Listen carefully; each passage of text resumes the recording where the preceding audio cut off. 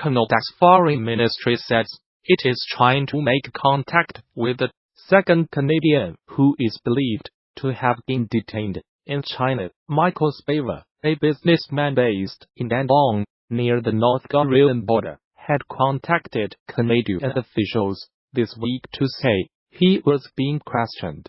Foreign Ministry spokesman Dylan B. Rubb said Canada was working hard to determine Mr. Spavor's whereabouts. It comes after former diplomat Michael Kovrig was arrested in China this week. Canadian officials say the reason for Mr. Kovrig his detention remains unclear, but Chinese state media have reported that Mr. Kovrig is being held on suspicion of engaging in activities that harm China's state security.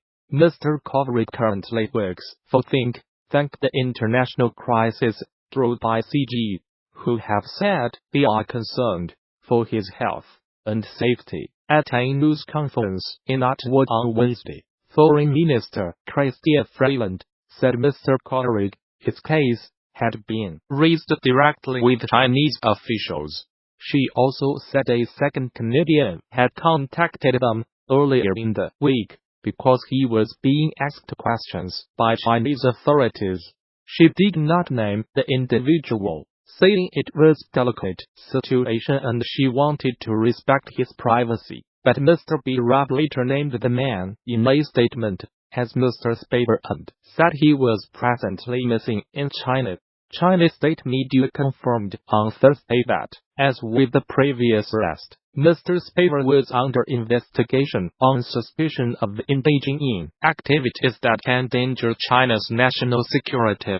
Mr. Spavor runs an organization called Peak to Cultural Exchange, which organizes business, culture, and tourism trips to North Korea. He is a regular visitor to North Korea, and was a well-known commenter on Korean issues. His last tweet, on Sunday, said he was about to travel to Seoul in South Korea, but he did not arrive on Monday, as planned. The detentions have come after Canada arrested Chinese telecoms executive Man Wanzhou last week. Ms. Man is the chief financial officer of Huawei, one of China's biggest telecoms companies, and the daughter of its founder. She was arrested at the request of the US, and is accused of violating sanctions on Iran. She was granted bail on Tuesday for $10 M 6米7美元4米 bail, but could be extradited to the US. China has demanded that Canada release Ms. Man, and has threatened unspecific consequences. Canada has said there is currently no explicit indication of any link between her arrest and Mr. Kovrig. His detention. North and South Korean soldiers have made several friendly crossings into each other's territory for the first time since the countries were divided. The men were checking the dismantling of guard posts in the demilitarized zone DMZ along the border as part of the two sides' recent rapprochement. Footage showed the soldiers shaking hands at the border before crossing. The Korean War in the 1950s left the peninsula divided, and no formal peace treaty has ever been signed. As part of the talks between the divided peninsula, the South is President Moon Jae-in, and the North is Kim Jong-un agreed to remove some of the guard posts on the heavily fortified border.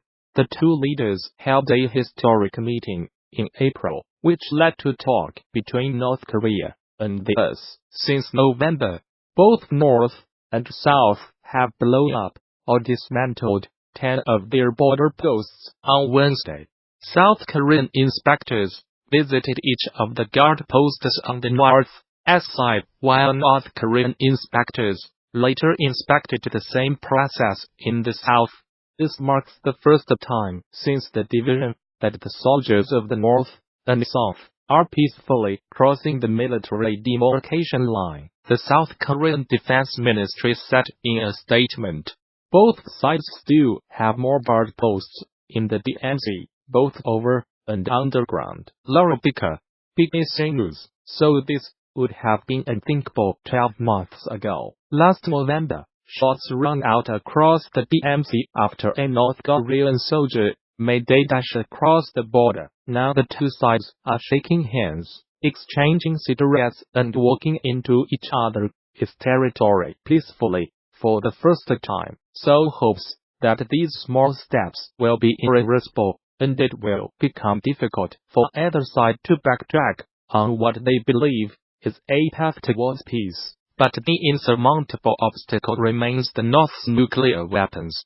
The US maintains it will never allow any agreement to formally end the Korean War, nor will it lift economic sanctions imposed upon the North, while the Kim regime poses a nuclear threat.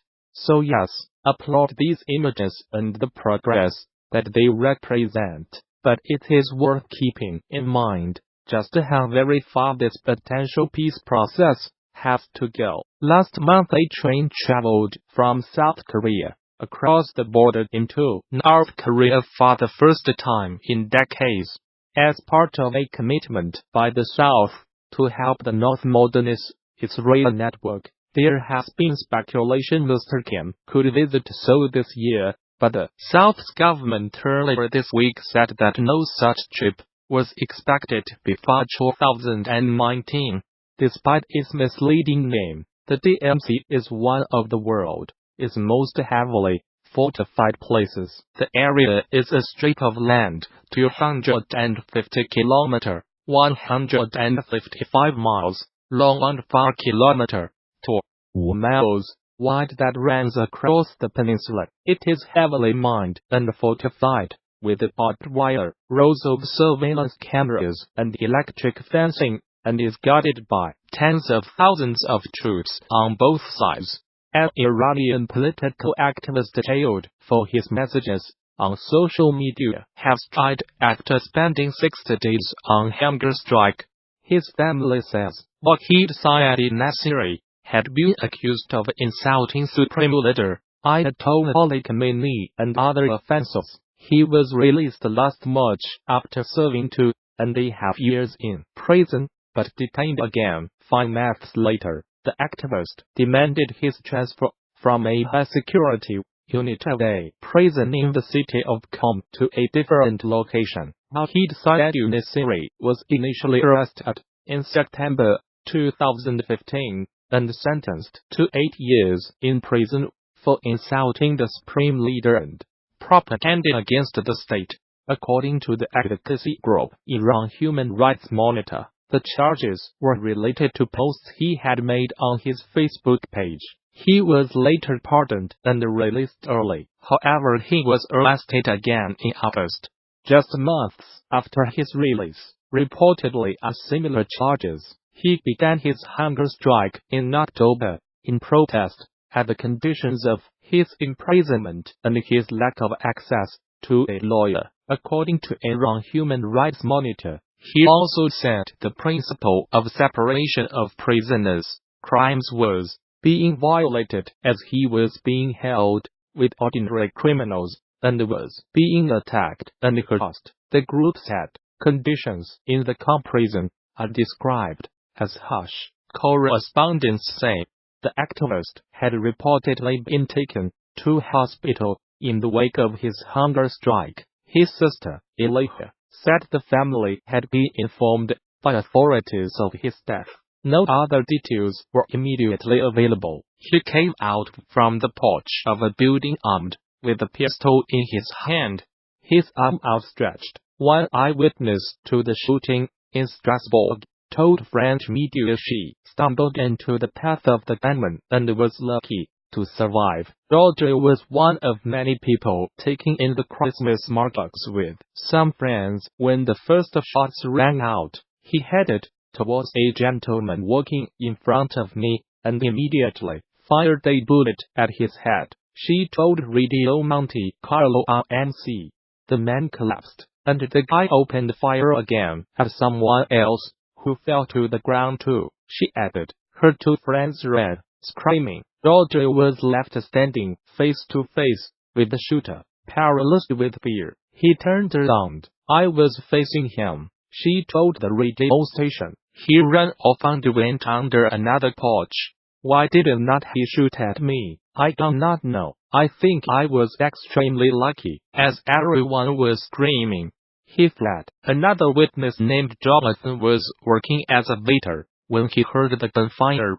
I thought it was our slate that had just fallen outside. He told Johnny Ray's novel sauce, but then he discovered a man lying on the ground, bleeding. He quickly retreated inside and barricaded the restaurant, telling all his customers to get down. But then he discovered the injured man had not been alone and had been waiting outside for his family. The wife, who was with her son in the restaurant, was in the bathroom, and when she came out, we had to tell her that her husband was shot. He told RMC, I heard the gunfire and ran towards the shots. From what told the local LSOS website, the subject-year-old resident had been walking nearby when the attack happened, and found a man in his 50s lying wounded on the ground outside an ice cream parlor. He phoned his brother, a doctor, to ask how he could help. He explained to me that I had to compress the wound, but I could not find the bullet entry wound. Said Broward, he was losing a lot of blood. A passing cyclist then stopped and told him she was a doctor and gave the man heart massage. He never saw the gunman, and the fate of the wounded man is not yet known. He ran off past a local cinema, where people were walking quietly down the street, who had not heard. He warned whoever he could.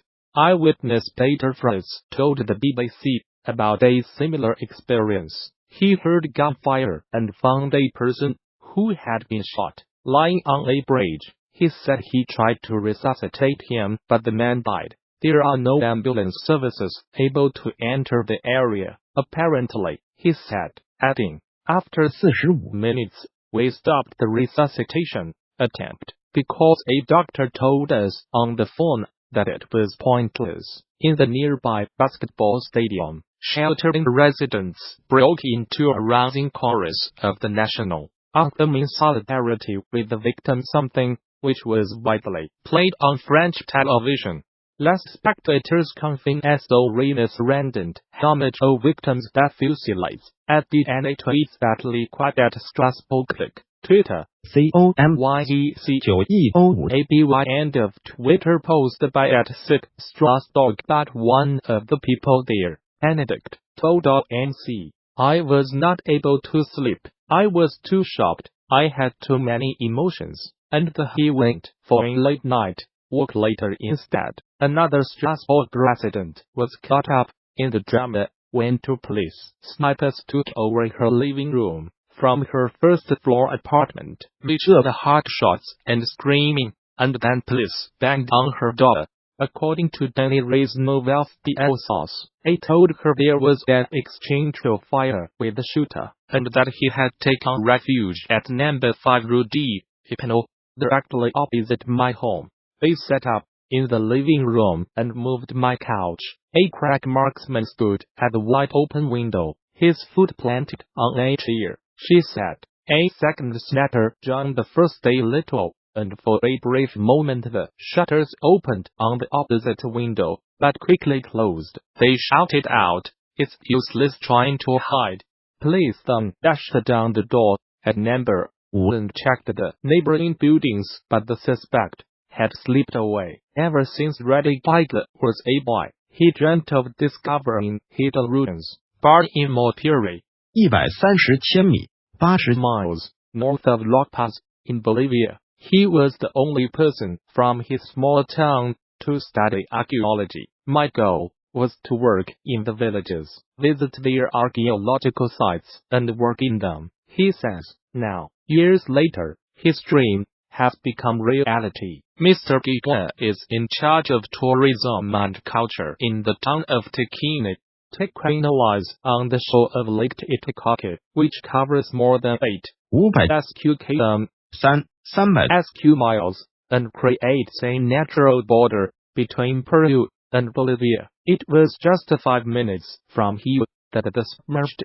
remains of an ancient civilization was found 10 years ago. Following information provided by local people, archaeologist Christophe Dallier of the Free University of Belgium located 24 submerged archaeological sites in the lake. Its waters. The most important site is in Santiago de Oyala, and it is here that the Bolivian government is planning to build an underwater museum to preserve both the submerged archaeological structures and those on the shore. The project, estimated to cost $10 7 米 by the time it is completed in 2020 is being financed by the Bolivian government with help from UNESCO and has the backing of the Belgian Development Cooperation Agency. The 360-SQ-M building will have two parts, one located on the shore, where pieces salvaged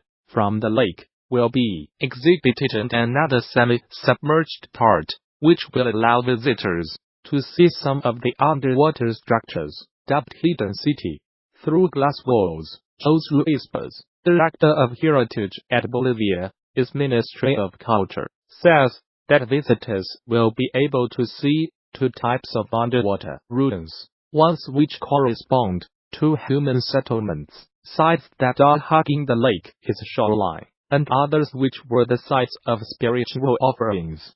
Mr. Paz says the human settlements were probably flooded years before the spiritual sites, which were located in strategic places inside the lake.